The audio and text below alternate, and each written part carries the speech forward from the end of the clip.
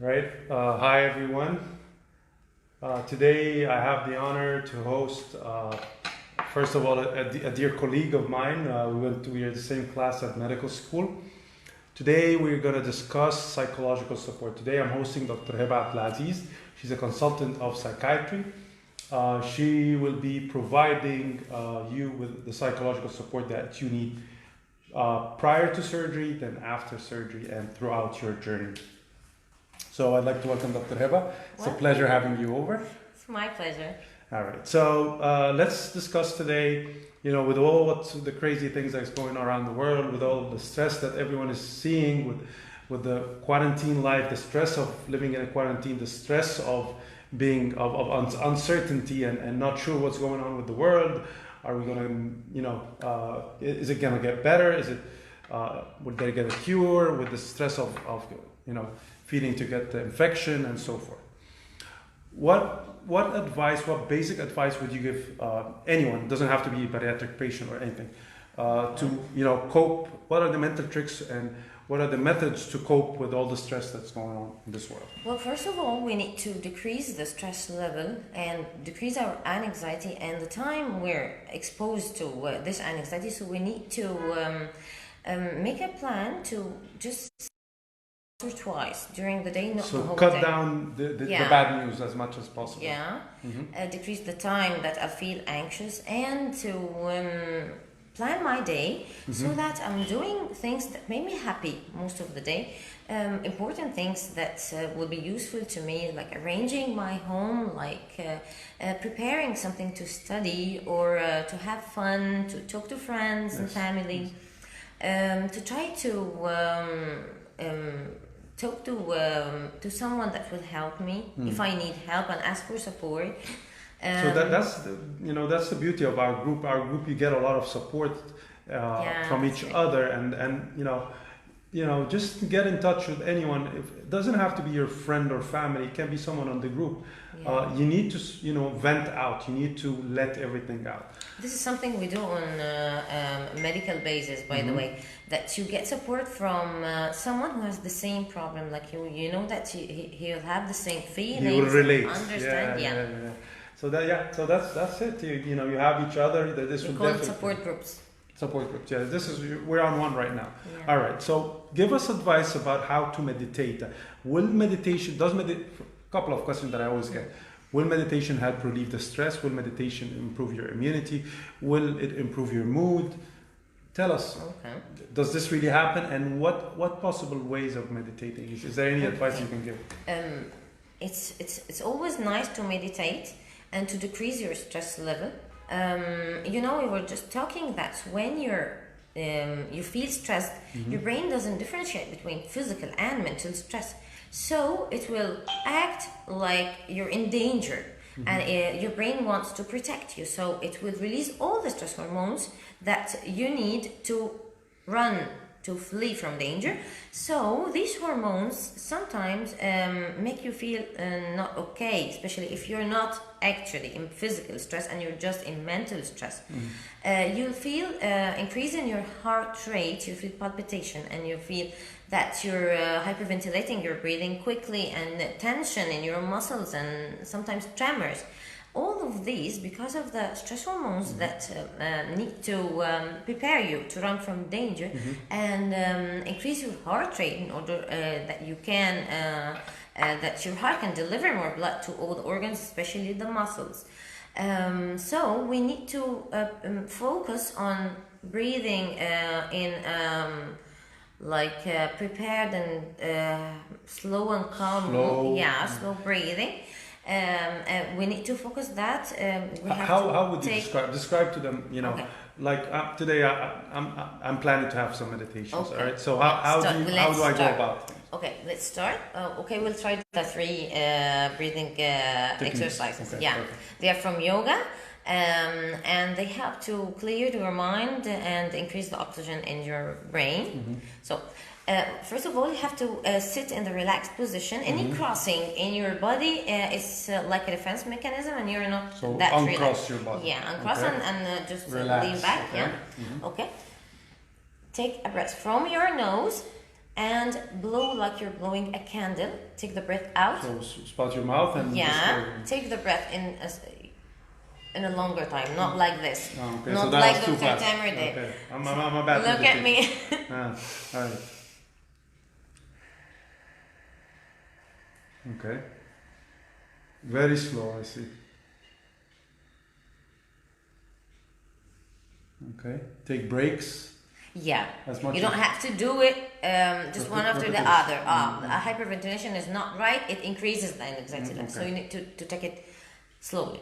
Okay, you can take 15 to 30 seconds before you start the second. So you break in between the breath, the 15 to 30 15 seconds? to 30 seconds. How long do you stay on this? Five breaths. Okay. This is exercise number 1. And how frequent do I repeat this? 5. No, but I mean, so you did the 5 part, and then it's I better can do if it you whenever. whenever. Okay. But I always recommend to do it as soon as you wake up in the morning and before you sleep. And before, so at least once in the morning, once. Not at least, but it would be better. Better. You feel better. Okay. Yeah. Are there any other exercises? Yeah, this is number 1. And there's a very nice meditating way we can add to this. Okay. If you're super worried with some idea, you can visualize that you're blowing this idea out of your body with the breath. As your breath, it's out of your body and it's not coming back. You'll have another breath, a new one that will clear anything still inside your head remaining from this bad idea. So you're blowing out the bad idea with your breath. Okay. So you have to mentally visualize, push it out, pushing out the bad thoughts. Okay. Guarantee. And push out. Okay, that's good. Corona. Corona out. Okay. Right. Number 2. We'll do something like this, but it's called the abdominal breathing. During the abdominal breathing, we need to take some breath to your stomach. Your stomach lies just in the triangle, the empty triangle in the middle of your chest cage here. Yeah. You put the palm of your hand and don't press with your fingers so that you will not feel any. You will put your hand on your stomach, on your belly like this. When you're taking the breath, try to take your shoulder back so that you'll fill the stomach with air. Like this from the nose, and you will take the breath out.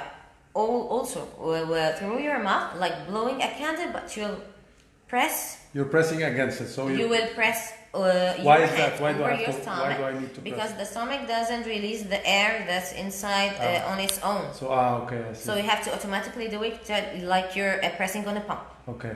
Very good. Okay. So you do it with me. Excellent. Yes, let's do it. Okay. Push it out. Okay. Yeah, Like the Heimlich maneuver. Okay. Yeah. So I'm releasing the air, like I'm pumping the air out. Okay. And also blowing. And like close your mouth as much as you can, so you control the with amount of flow. resistance. It goes up with resistance. You need resistance. Okay. Only also 5 times. 5 and times. 15 to 30 seconds between each breath and the other. Okay, that's good. This is exercise number 2. Number 3. Exercise number 3, you close your mouth all along. You do like this. Well, actually, in the yoga, they do a more complicated figure with the hands. But we do like this and it works. Okay. You close one nostril and you take a breath with only one. And then you keep your breath for 5 counts. And we take the breath out from the other nostril. Okay. Yeah, when you take it out from this nostril, I take my breath again in from this one and keep it for 5 and take it out. Okay. I do this for again, 6 times. 6 times because it's fair. Okay. Yeah, of course. Okay. And then again, repeat it at least in the morning once and at night before you go. Yeah. All right. Excellent. All right. So there you have it. Some meditation tricks. Dr. Hatem is one of our surgical team, and he's asking already a question. Are there certain types of food that improve mood? Yeah. So this is actually what we were going to discuss this point. So basically, I get this a lot, and especially with the quarantine life, and Ramadan is on next week on the doors. So I get, how much can I have? High calorie food, sweets. Basically, how many sweets can I have?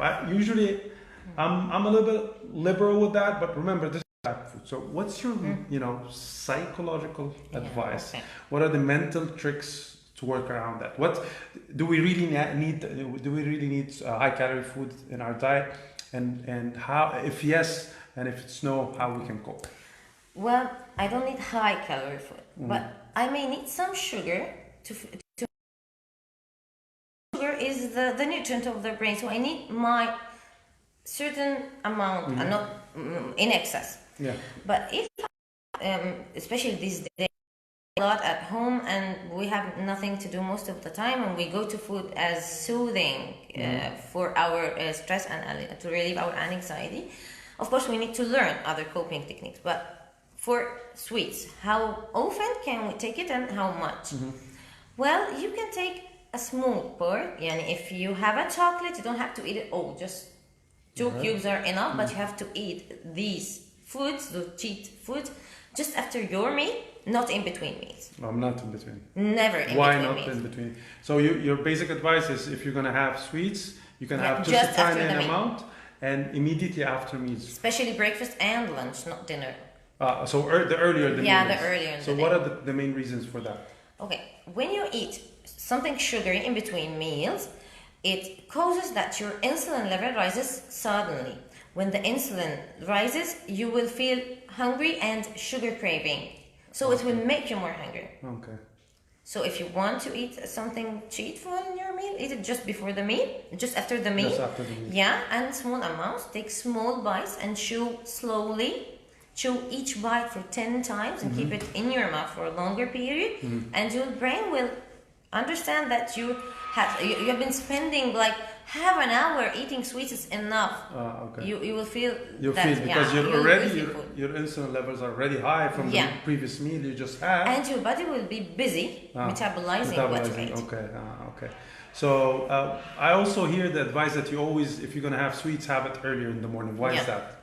Because you'll have more time to metabolize it during the day. Yeah. If you eat and sleep, then all night will be accumulating. Accumulating to fat. Yeah. And does cortisol levels make a cortisol difference? level will be higher. So of course, in the morning your cortisol levels were always, high. breaking the food and rather than storing it as fat. Yeah. Right. Another question. Some patients ask me before prior to surgery, they have psychological disorders. I wouldn't call it psychological disease, but some disorders, some problems they're handling, and it all has to do with food, like different types of problems, eating disorders such as grazing, binge eating. How would you prepare those patients prior to surgery? How, especially when you were that night grazing on your favorite type of food, and the second morning you had surgery, and your surgeon is telling you you cannot have anything except for some juice, water, or milk. So what is the best way to mentally prepare those patients? Okay, it's very makes consultation and inform those patients about the plan they will be sticking on for the rest of the number one is good counseling. Yeah, good counseling is very important, and the person prepare and ready. For this to happen, it's very important that you have a motive or a role model. If you have a motive to be in less weight, whether it's for your health, for your mental and physical fitness, for whatever reason, but keep this motive and focus on it like a target. Okay. And it's yours. It has to be individualized for each person. It's not a general motive. Each person have for my children, for my job, for whatever. It's your motive, and stay focused on it. Remind yourself of it every day. If you have a role model or an old figure of you, keep looking at it every day and remind yourself that this is what I want to be, and I'll work for it. You have to help yourself with taking a lot of photos and feel joyful and proud with what you did. You were brave enough to do it. So what do you tell it. some of our patients tell me I don't like pictures. Of course, obviously after they lose weight, they like to take pictures. But is it nice to have a good picture before? Would this help you mentally to cope with the changes, with what's going on with your life? If it is the change you want, then you will be proud with every milligrams you lose, and you will feel happier. So it's a measure, a way to measure or quantify your achievement, right? Yeah. Okay. All right. So another problem is later on. I have many patients more than 2 years or 3 years out, and they're starting to get cravings again, and obviously their meals are getting bigger, with time. Is there, any psychological help? If you know that you will have your preferred food at this time, you will not crave it that much. If you start starving yourself very much, you may feel like exploding. But if you know all the time that you can eat your chocolate after breakfast or after lunch, and small piece, but you'll have all the taste in your mouth and for a long period, and it will feel better. Besides that, you can have other things to go to other than eating. If you feel like eating, you just say that I'll eat after I finish this. I'll not just go all of a sudden and eat. I'll make sure that I'm hungry. Maybe I'm not hungry. Maybe I'm thirsty. Maybe I'm bored. Maybe whatever. So take some time and don't take the decision quickly. Try to postpone going to eating and find distraction methods. What possible distraction? How can I distract myself out of eating? Okay, you can drink something sugarless, and the sugarless gum, by the way. Like sugarless gum? Yeah. Okay. It helps in cravings. Also, you can do activities. Drink water. You mean something? Drink something. Drink zero something. Sugar. Yeah, zero sugar. Tea without sugar or something, it's okay. And herbs. And sugarless gum. Then you can do activities, social activities. Mainly you can exercise, you can write, read, sing, dance. You can do a project, whatever. You can do something. Cook. Yeah, you can spend time cooking. Most of those but you're gonna make cook, more food. but you will not eat a lot. Why? I don't know, but most of the people that cook, they don't eat a lot. Maybe because you see food for a longer period. Also, this helps your brain to understand. You're eating mentally before you start. A trick that we like to do, that you spend time preparing your plate and separating food from each other and cutting it. When you see the food for too long, your brain will think that you've been eating all that long. Thank you so much, Dr. Heba, for this valuable advice.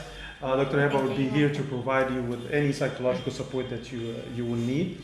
We'll definitely be doing more videos. We'll definitely be giving you more meditation methods and other psychological support. She's also more than happy to give one-on-one support if you need one. Thank you for joining. Thank you for joining us in this live video. We're soon gonna be hosting our nutritionist and our CrossFit coach to help you with some live videos and some exercise. Good luck to everyone. Please stay safe, stay home. Yes, stay home. I hope everything that we're going through, just this bad dream goes away. Yeah, it will. Thank you so much, Dr.